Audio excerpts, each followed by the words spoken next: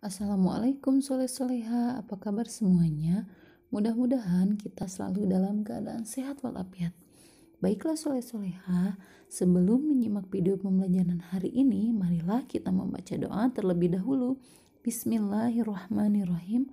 Rabbi zidni ilman warzuqni fahman. Baiklah soleh-soleha, di video pembelajaran hari ini kita akan belajar tema 6, subtema 1, pembelajaran 4, 5, dan 6. Cara mengubah interval nada pada tangga nada mayor lainnya.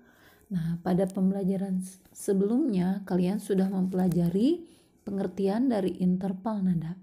Ingatkah kalian pada interval nada C mayor? Nah, untuk interval nada C mayor menjadi acuan untuk menentukan interval nada lainnya. Misalnya, interval nada D mayor. Susunan nada D mayor yaitu D, E, F, G, A, B, C, D. Nah, ada cara untuk mengubah interval nada untuk nada-nada lainnya. Interval nada D mayor seperti berikut. D ke E 1, E ke F setengah, F ke G 1, G ke A 1, A ke B 1, B ke C setengah, dan C ke D 1. Nah, jika melihat interval nada D mayor di atas, kalian dapat mengetahui bahwa interval nada tersebut belum sesuai dengan ketentuan interval nada C mayor. Ada dua nada yang harus diubah agar interval nada sesuai. Nah, nada tersebut adalah nada F dan nada C. Kedua nada tersebut harus dinaikkan setengah nada menjadi fis dan cis. Nah, dengan demikian interval nadanya pun akan menjadi D ke E 1, E ke pis 1, pis ke G itu setengah, G ke A 1, A ke B 1, B ke C 1, cis ke D setengah. Berikutnya menjelaskan isi teks non-fiksi berdasarkan judulnya. Nah, kita dapat memperkirakan isi sebuah teks dengan membaca judulnya. Teks terbagi menjadi dua, yaitu fiksi dan non-fiksi. Teks fiksi berisi karangan seseorang berdasarkan imajinasinya, contoh novel, cerpen, dan hikayat. Sedangkan teks non-fiksi berisi fakta-fakta, contohnya berita, artikel, dan jurnal. Judul dalam suatu teks merupakan bagian awal untuk mengetahui isi teks. Setelah membaca judul, kita dapat menentukan kata kunci dari teks tersebut. Kata kunci berguna sebagai panduan dalam menentukan isi teks. Setelah mengetahui isi teks, kita dapat menyampaikan isinya melalui lisan atau tulisan. Selain itu, kita juga dapat menentukan isi teks dengan pertanyaan. Pubertas pada masa remaja. Semua manusia akan mengalami masa pubertas dalam hidupnya. Masa pubertas adalah masa perubahan dari anak-anak menjadi dewasa. Pada masa pubertas, tubuh seorang anak akan mengalami beberapa perubahan, seperti perubahan fisik dan tingkah laku. Perubahan-perubahan ini dipengaruhi oleh hormon dalam tubuh. Hormon merupakan zat yang dihasilkan oleh tubuh untuk mengendalikan proses-proses tertentu di dalam tubuh. Pubertas dialami pada masa remaja. Menurut WHO, masa pubertas terjadi pada rentang usia 10 sampai 19 tahun. Pada masa pubertas, organ reproduksi manusia akan mengalami perkembangan. Baik laki-laki maupun perempuan akan mengalami perubahan fisik yang cepat dan bertahap. Laki-laki dan perempuan memiliki ciri-ciri pubertas yang berbeda. Selain perubahan fisik, pada masa pubertas manusia juga akan mengalami perubahan pola pikir. Pada saat pubertas, umumnya kita berkeinginan mencoba hal baru. Tingkah laku manusia saat masa pubertas juga mengalami perubahan. Soleh-solehah, apakah kalian tahu ciri-ciri pubertas pada laki-laki dan perempuan? Nah, ciri-ciri pubertas pada laki-laki yang pertama, rambut di bawah lengan mulai tumbuh. Kemudian berkeringat lebih banyak. Suara anak laki-laki pecah cenderung ngebas atau suaranya itu menjadi lebih besar, tidak cempreng seperti sebelumnya. Kemudian tumbuh jerawat dan tumbuh makin tinggi sekitar 7-8 cm per tahun dan menjadi lebih berotot. Nah, untuk ciri-ciri pubertas pada perempuan, payudara mulai tumbuh. Anak perempuan mengalami menstruasi atau haid setiap bulannya. Kemudian rambut di bawah lengan mulai tumbuh. Berat badan bertambah seiring perubahan bentuk tubuh. Kemudian anak perempuan tumbuh makin tinggi sejak mulai datang bulan. Nah, tumbuhnya itu sekitar 5-7,5 cm tiap 1-2 tahun hingga mencapai usia dewasa. Ciri-ciri fisik remaja pada masa pubertas. Masa remaja adalah masa peralihan manusia dari anak-anak menuju dewasa. Pubertas pada manusia terjadi saat masa remaja. Nah, semua manusia pasti akan mengalami masa pubertas dalam hidupnya. Pada masa pubertas, seseorang juga mengalami pertumbuhan fisik yang cepat. Perubahan-perubahan fisik yang terjadi akan berlangsung secara bertahap. Nah, di sini ada ciri-ciri fisik remaja pada masa pubertas. Nah, diperhatikan ya soleh-soleha, ciri-ciri fisik remaja laki-laki.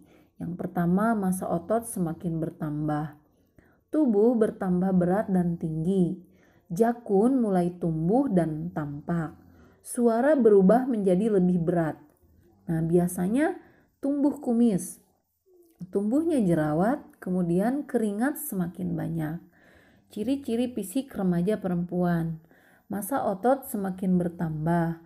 Tubuh bertambah berat dan tinggi. Suara berubah menjadi lebih nyaring. Tumbuhnya jerawat, kemudian keringat semakin banyak. Menceritakan perkiraan informasi berdasarkan kata kunci dari judul teks. Nah, kalian dapat menentukan kata kunci dari judul teks non-fiksi. Kata kunci tersebut dapat kita ketahui maknanya dari Kamus Besar Bahasa Indonesia atau KBBI. Berdasarkan kata kunci tersebut, kita dapat memperkirakan informasi dari teks yang akan kita baca. Kewajiban mengisi kemerdekaan di lingkungan sekolah dan masyarakat. Pada pembelajaran sebelumnya, sudah Ustazah jelaskan tentang makna kewajiban. Kewajiban adalah sesuatu yang harus dilakukan atau dikerjakan. Setiap warga negara menjalankan kewajiban dengan penuh rasa tanggung jawab. Salah satu cara melaksanakan kewajiban sebagai siswa adalah dengan menjaga lingkungan hidup di sekolah. Banyak cara untuk menjaga kelestarian lingkungan, seperti mengerjakan tugas piket kelas, membuang sampah di tempat sampah, dan tidak merusak taman sekolah. Selain dengan cara-cara tersebut, menjaga lingkungan kelas agar tetap bersih juga penting, karena kondisi kelas yang kotor dapat memengaruhi kegiatan belajar dan mengajar.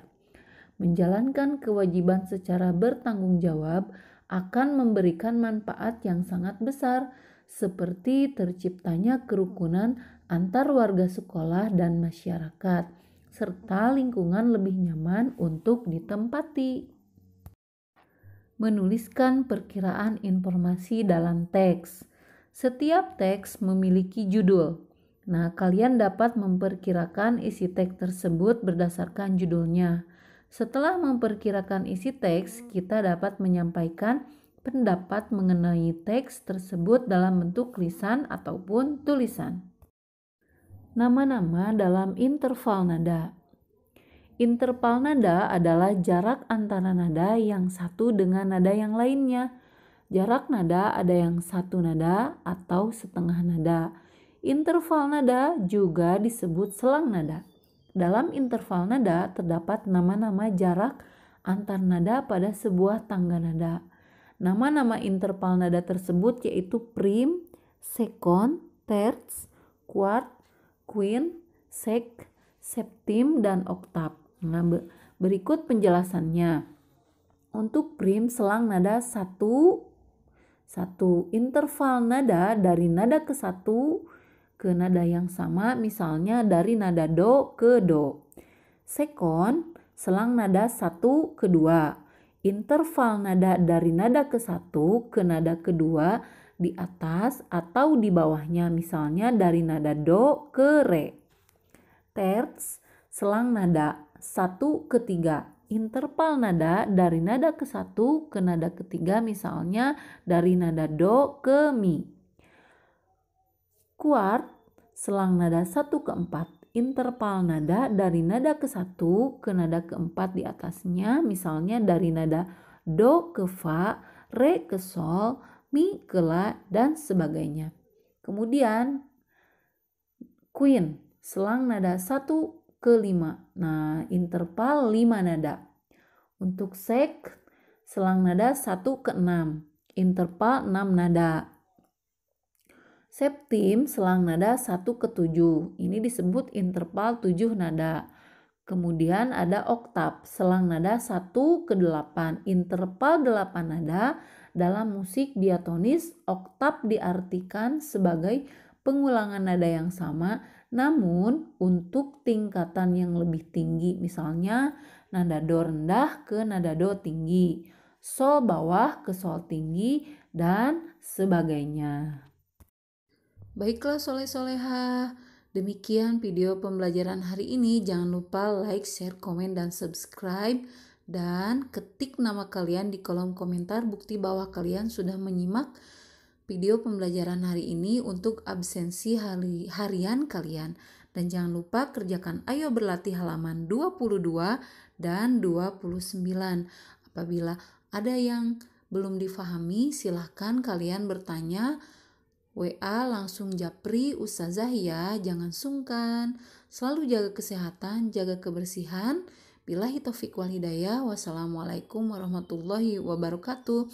Sampai jumpa di video pembelajaran berikutnya.